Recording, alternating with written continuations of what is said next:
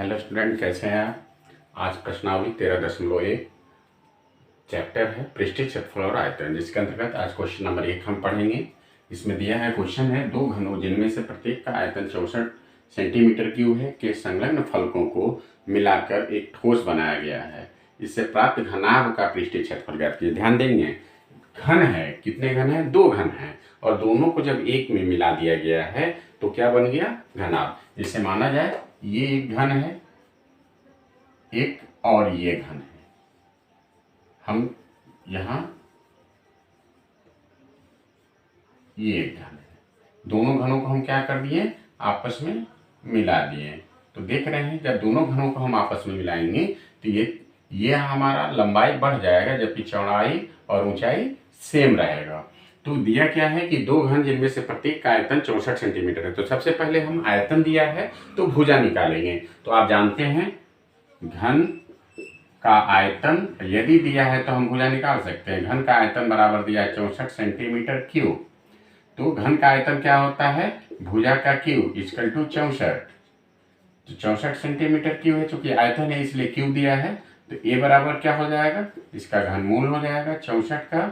A equal to हो जाएगा 4 चौको 16 चौको 64, यानी ए बराबर हो गया 4 सेंटीमीटर। यानी कि इस घन का एक भुजा निकल गया 4 सेंटीमीटर। ठीक है, अब हमें क्या निकालना है, ये दोनों घनों को मिला दिया गया। तो जब दो घनों को मिलाएंगे तो वो घनाभ बन जाएगा। इसमें दिया है कि प्रत्येक घनाभ का पृष्ठीय क्षेत्रफल ज्ञात कीजिए। तो ये हमें क्या निकालना है, घनाभ का पृष्ठीय क्षेत्रफल, क्योंकि दोनों घनों को आपस में क्या कर दिया गया, मिला दिया गया। तो दो घन को जब आपस में मिलाएंगे तो 4 सेंटीमीटर एक भुजा है, 4 सेंटीमीटर की तो भुजा हो जाएगी 8 सेंटीमीटर, यानी उसकी लंबाई कितनी हो गई, 8 सेंटीमीटर, जबकि चौड़ाई और ऊंचाई 4 ही सेंटीमीटर रहेगा।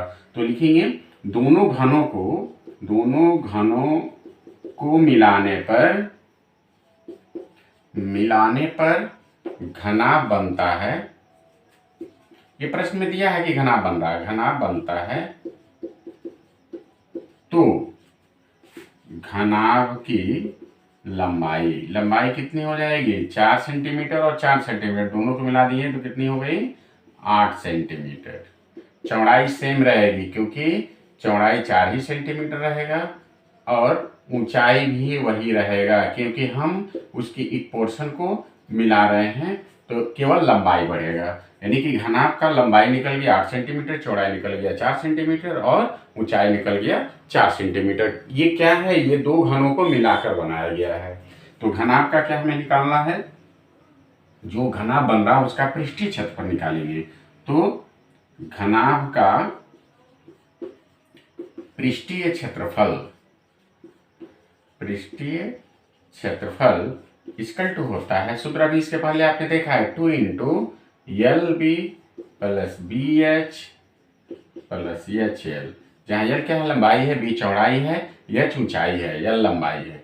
ठीक है, अब इसका मान रख लेंगे 2 इंटू एल। एल कितना हमें 4 सेंटीमीटर कितना हो गया, 8 सेंटीमीटर, इंटू बी कितना दिया है 4, बी यानी चौड़ाई 4 ऊंचाई 4 प्लस ऊंचाई 4 सेंटीमीटर और लंबाई निकल गया 8 सेंटीमीटर। दोनों को गुणा कर 8 चौको 32 हो जाएगा, ये प्लस 16 हो जाएगा प्लस 32, यानी ये हो जाएगा 2 इंटू 32 32 64 और 4 70 और 10 80 सेंटीमीटर। यानी कि ये टोटल कितना हो जाएगा, 8 दूना 16, 160 सेंटीमीटर। यानी सेंटीमीटर या वर्ग स्क्वायर लिख सकते हैं या वर्ग सेंटीमीटर लिख सकते हैं। यानी कि हमारा आंसर क्या हुआ, आंसर हुआ घनाभ का पृष्ठीय क्षेत्रफल। किस घनाभ का, जब दोनों घनों को आपस में मिला दिया गया। जब दोनों घनों को आपस में मिलाया गया तो जो घनाभ बना है उसका संपूर्ण पृष्ठीय क्षेत्रफल हुआ 160 सेंटीमीटर स्क्वायर, या हम ऐसे भी लिख सकते हैं 160 वर्ग सेंटीमीटर, या वर्ग सेंटीमीटर लिखिए या सेंटीमीटर पे स्क्वायर लिख दीजिए, दोनों सेम है। तो आप इस तरह से दो आकृतियों को, दो घन को मिलाकर एक नया घनाभ जो बनता है, इस तरह हम निकाल सकते हैं।